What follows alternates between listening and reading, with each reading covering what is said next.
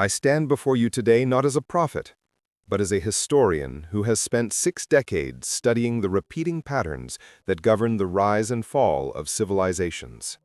My name is Ethan Clark, and what I am about to share with you is not conjecture or fear-mongering, but a pattern so consistent across human history that ignoring it would be an act of willful blindness. Every great empire that has ever dominated the world stage has followed a predictable sequence of decline, and the United States of America is now exhibiting the unmistakable symptoms of that very same pattern. From the denarii of Rome to the pound sterling of Britain, from the Spanish pieces of 8 to the dollar bills in your wallet today, the story remains hauntingly identical. This is not about politics or partisanship. It is about understanding the forces that have toppled every superpower before us, and asking ourselves the most important question of our generation: where exactly do we stand in this cycle, and what can we do about it? I need you to stay with me through this entire presentation, because what unfolds in the coming minutes will challenge everything you thought you understood about American resilience and economic stability. And I want you to comment below where you are watching this from, your city and your country, because what we are witnessing is not just an American phenomenon, but a global shift that will affect every person on this planet. The 8-phase pattern of imperial decline is not a theory I invented. It is a framework constructed from studying the actual historical records of Rome, Spain, Britain, and countless other powers that once seemed invincible. These phases do not occur in isolation. They build upon one another like a slow-motion avalanche, each stage making the next inevitable unless dramatic interventions are taken. Phase 1 always begins with inflation, that insidious tax that governments never vote on, but always implement. When I was a young scholar in the 1960s, I could purchase a gallon of gasoline for 29 cents, a new automobile for $2,500, and a decent home for $18,000. Today, those same items cost exponentially more, not because the items changed, but because the currency changed. Inflation is not rising prices, it is falling money, and it represents the first visible symptom that an empire has begun borrowing against its future rather than investing in its present. The Roman Emperor Nero understood this when he reduced the silver content of the denarius from 95% to 90% in the year 64 AD, following the Great Fire of Rome. He needed money to rebuild the capital and fund his extravagant projects, but Rome did not have the silver reserves to do so honestly, so he debased the currency instead. The average Roman citizen did not notice immediately, but the merchants and money changers who handled thousands of coins every day recognized the fraud instantly, and trust in Roman currency began its 3-century erosion. By the reign of Claudius II, in 269 AD, the primary silver coin of the empire contained just 2% actual silver, effectively transforming what had been sound money into worthless tokens that nobody wanted to accept. This was not a gradual policy choice. It was a desperate measure repeated by emperor after emperor, each one telling himself that just a little more debasement would solve the immediate crisis without long-term consequences. History records that they were all catastrophically wrong. The United States followed a remarkably similar path in the 20th century. Until 1971, the American dollar was backed by gold at a fixed rate of $35 per ounce, which meant that currency creation was limited by physical metal reserves. President Nixon severed that link on August 15, 1971, in what was described as a temporary measure to address balance of payment issues. But that temporary measure became permanent, and for the past 54 years, the dollar has been backed by nothing except the full faith and credit of the United States government. What does that mean in practice? It means that the Federal Reserve can create unlimited quantities of dollars with nothing more than computer keystrokes, and they have done exactly that with increasing frequency. Between 2000 and 2025, the money supply, measured by M2, has increased from approximately $4.6 trillion to over $21 trillion, representing a more than 400% expansion in just 25 years. Every dollar created dilutes the value of every dollar already in existence, which is why your purchasing power has steadily declined, even as your nominal wages have increased. This is inflation in its purest form, and it represents America's completion of Phase 1 in the decline pattern. We did not learn from Rome's mistakes, we simply repeated them with digital technology instead of silver coins. Phase 2 follows inflation as inevitably as night follows day, and it is characterized by a debt boom that creates the illusion of prosperity while actually mortgaging the future. Empires in this phase spend far more than they collect in taxes, financing the difference through borrowing that appears sustainable as long as creditors remain confident in eventual repayment. Rome entered its debt boom phase after the Punic Wars, when it began relying on tribute and plunder from conquered territories rather than taxation of its own citizens. Spain reached its debt boom phase in the 16th century when silver from the Americas flooded into Madrid, creating such apparent wealth that the Spanish crown borrowed against future silver shipments to fund wars across Europe. Between 1557 and 1647, Spain defaulted on its debts 4 separate times, each default representing a moment when creditors finally realized that promised silver would never materialize. Britain entered its debt boom phase during the First World War when it borrowed massive sums from American banks to finance the war effort, transforming itself from the world's largest creditor nation to a debtor nation in just 4 years. The British pound, which had been the world's reserve currency for over a century, began its long decline the moment Britain's debt exceeded its ability to repay through normal economic growth. The pattern is always the same: borrow during crisis, promise to repay during recovery, then borrow more during the next crisis until the debt becomes structural rather than temporary. The United States national debt stood at approximately $287 billion in 1960, representing just 45% of gross domestic product. Today, according to the Joint Economic Committee's September 2025 report, the total public debt has reached $37.6 trillion, representing 122.6% of GDP. This means that for every dollar of goods and services America produces annually, we owe $1.23 in accumulated debt. The debt is no longer temporary or crisis-driven. It is permanent and structural, growing by approximately $5.95 billion per day, $248 million per hour, $4.13 million per minute, or $68,902 per second, according to fiscal year 2025 data. At this rate of accumulation, the debt will exceed $40 trillion before the end of this decade, and interest payments on that debt will soon consume more of the federal budget than national defense, effectively turning the United States government into a debt servicing operation rather than a sovereign nation. The seductive danger of Phase 2 is that it feels like prosperity. Government spending creates jobs, contracts, and economic activity that shows up as GDP growth, making it appear that the borrowing is generating real wealth rather than just transferring wealth from the future to the present. I have watched this phenomenon unfold throughout my career, and I am watching it unfold again today. During the 1980s, deficits of $200 billion were considered scandalous and economically dangerous. During the 2000s, deficits of $400 billion became normalized. During the 2010s, deficits of $1 trillion were accepted as necessary. Today, annual deficits approaching $2 trillion are defended as essential for economic stability. Each generation of economists and policymakers convinces itself that this time is different, that modern monetary theory or advanced financial engineering has somehow repealed the mathematical reality that debts must eventually be repaid or defaulted upon.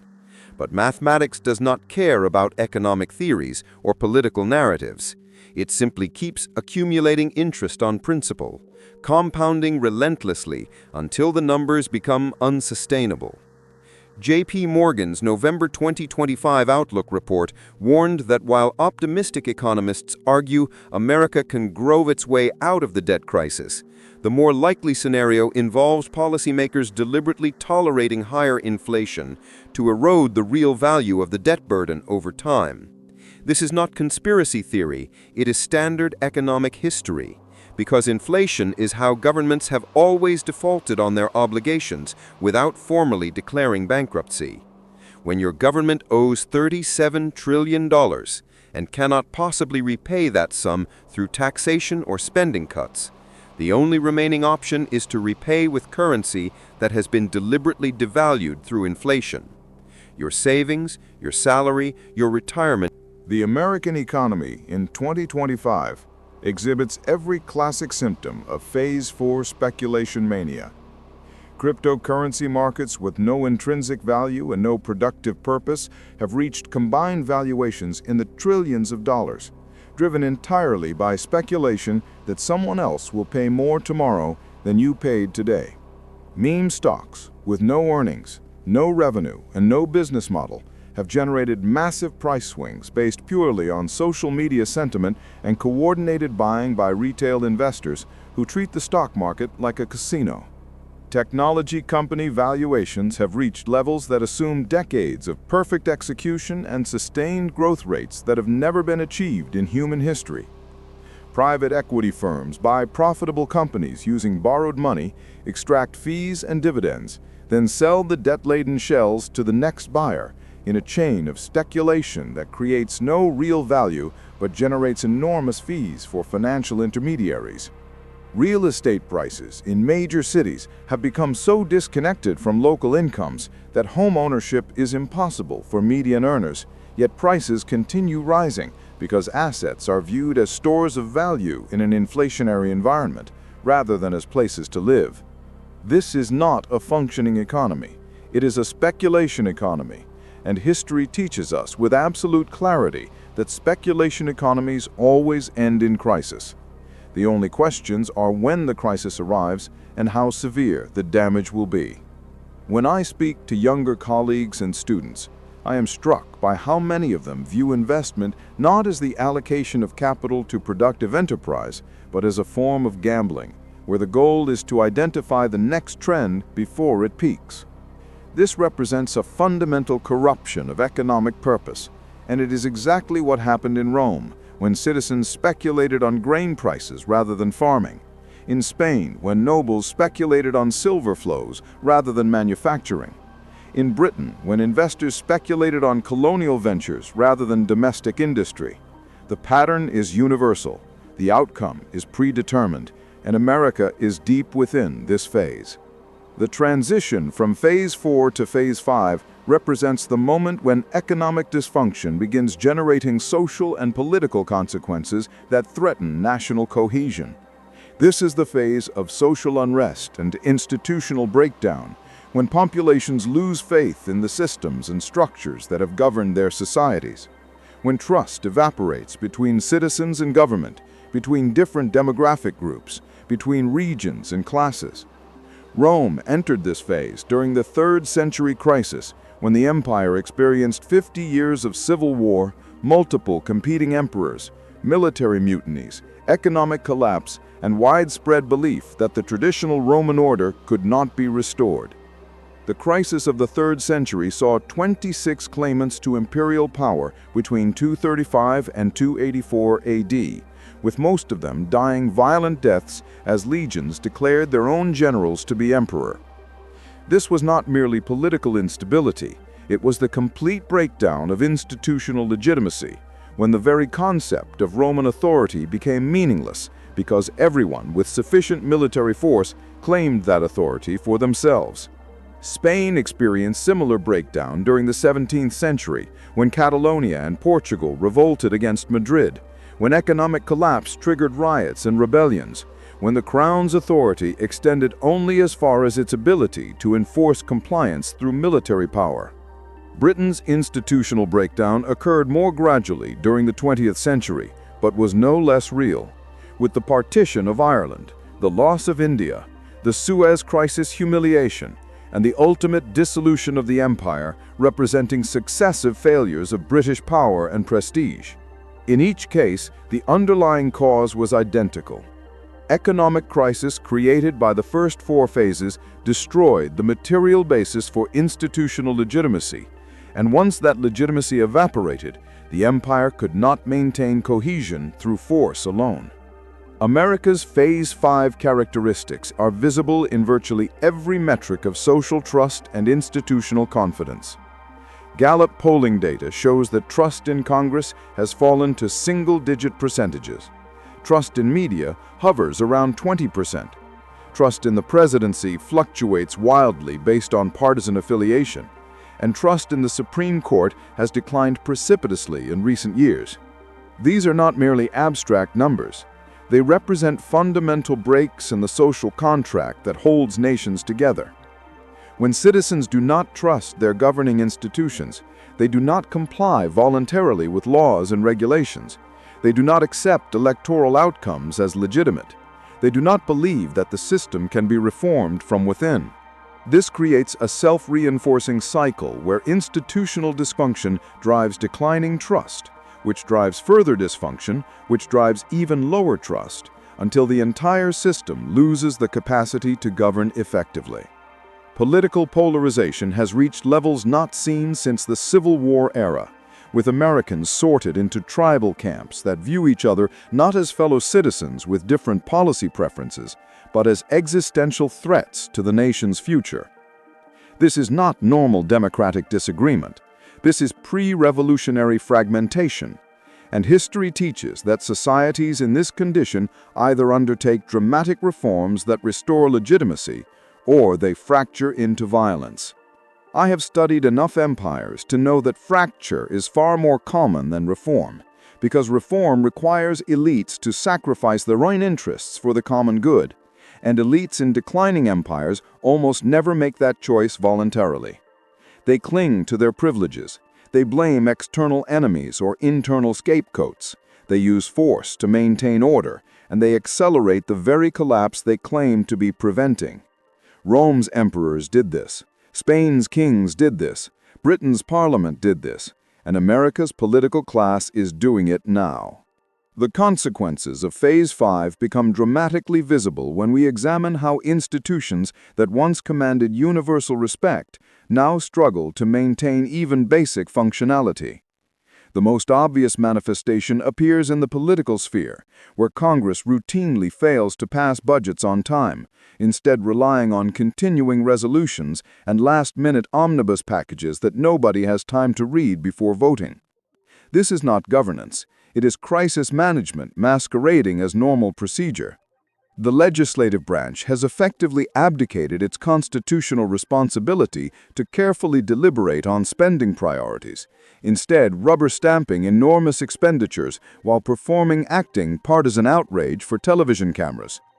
The executive branch has responded by claiming increasingly broad emergency powers that allow presidents to act unilaterally without congressional authorization, establishing precedents that future administrations will inevitably expand.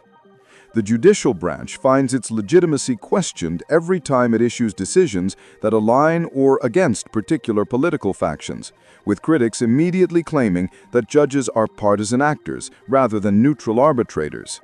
This breakdown in separation of powers mirrors exactly what happened in late Republican Rome, when the Senate lost the ability to restrain ambitious generals, when executive magistrates claimed emergency dictatorial powers that became permanent, when legal institutions served faction rather than law. The historian Polybius praised Rome's mixed constitution as the source of its strength, but that constitution only functioned when all parties agreed to accept institutional constraints on their power. Once that consensus evaporated during the civil wars of the 1st century BC, no constitutional structure could prevent the collapse into autocracy. America faces a similar moment, and the outcome depends entirely on whether our institutions can restore their legitimacy before the breakdown becomes irreversible.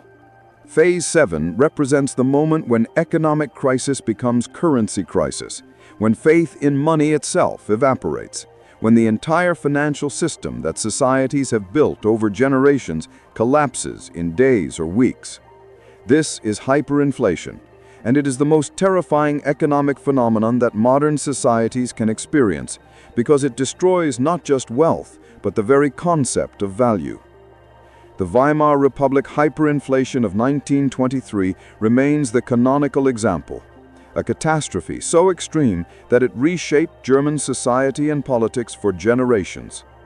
Germany emerged from World War I with debts of 156 billion marks, a sum that was substantially increased by 50 billion marks of reparations payable under the May 1921 London Schedule of Payments. The German government made the fatal decision to finance these obligations not through taxation but through currency printing, calculating that inflation would be less politically damaging than austerity. This calculation was catastrophically wrong. The exchange rate of the mark fell from 320 marks per dollar in mid-1922 to 7,400 marks per dollar by January 1923, then collapsed completely to 4.2 trillion marks per dollar by November 1923. At the peak of the crisis, prices doubled every 3.7 days. Workers demanded to be paid twice daily so they could purchase goods before their wages became worthless. And people carried money in wheelbarrows because the paper was worth more than the currency printed on it.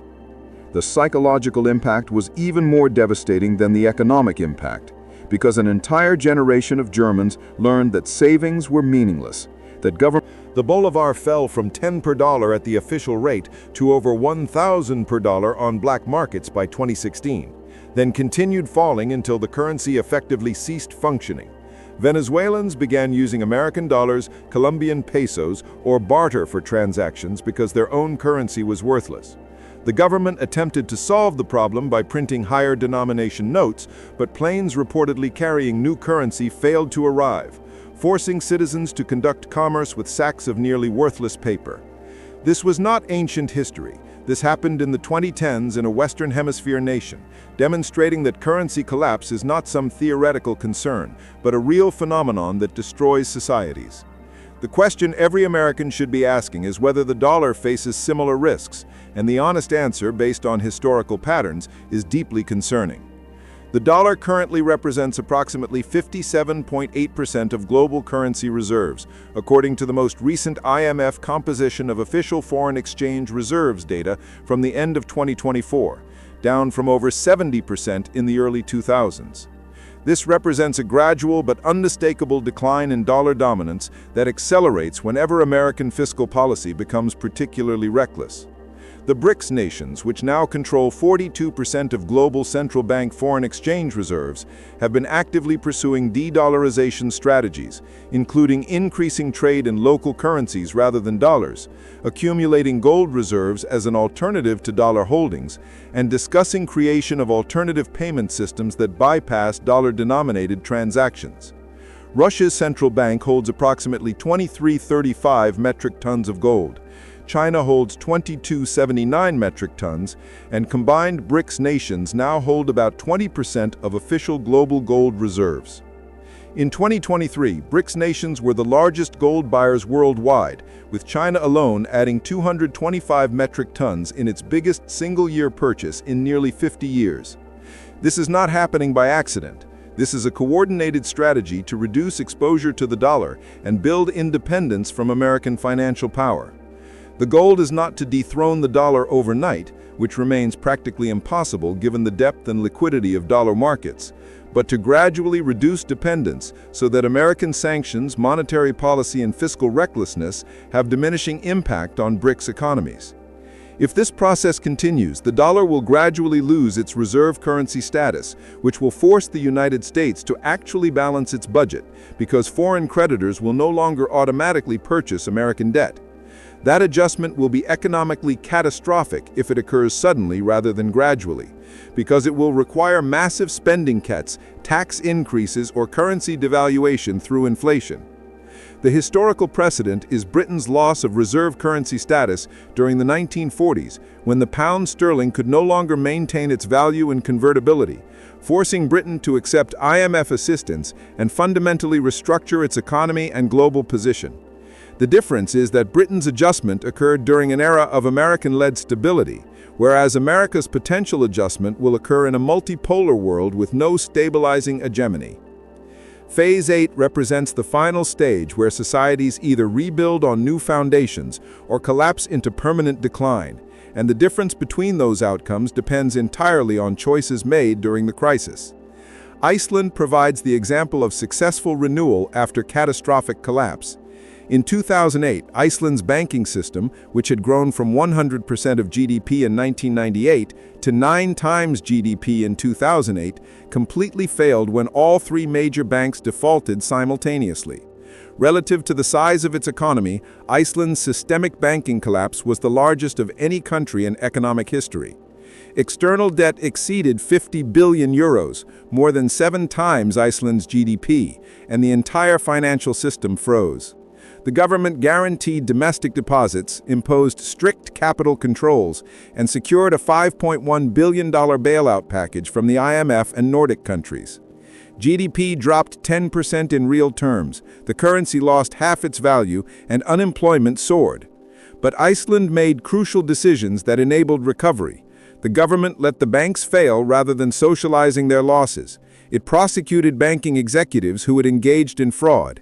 It protected domestic depositors while imposing losses on foreign creditors who had made risky bets. And it implemented genuine austerity measures rather than printing money. By 2011, the IMF program officially ended. Capital controls were gradually lifted through 2017, and Iceland's economy had recovered to pre-crisis levels with a more sustainable structure. This required tremendous social cohesion, political will, and acceptance of short-term pain for long-term stability. Venezuela chose the opposite path, attempting to solve crisis through authoritarianism, price controls, currency printing, and confiscation of private assets. The result has been complete economic collapse, mass emigration, widespread hunger, and transformation of what was once a prosperous nation into a failed state that serves as a warning to the entire world. America stands at this crossroads with unique advantages and equally unique vulnerabilities.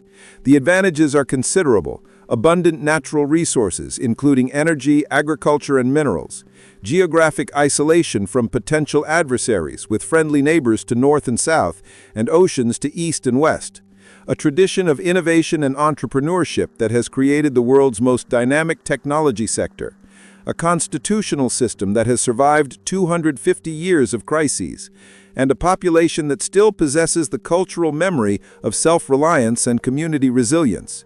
America is not Rome facing barbarian invasions, not Spain dependent on colonial silver, not Britain exhausted by world wars. America possesses inherent strengths that previous declining empires lacked, and those strengths create the possibility of renewal rather than collapse. But the vulnerabilities are equally significant. A national debt that now exceeds 122% of GDP and grows by $6 billion daily. A polarized political system that cannot agree on basic facts, let alone solutions.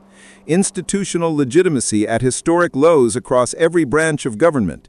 Social fragmentation along geographic, ideological, and demographic lines. Military commitments that exceed sustainable capacity. And a currency whose reserve status depends on foreign confidence that American leadership will make responsible decisions. That confidence is not infinite, and once it breaks, it cannot be easily restored.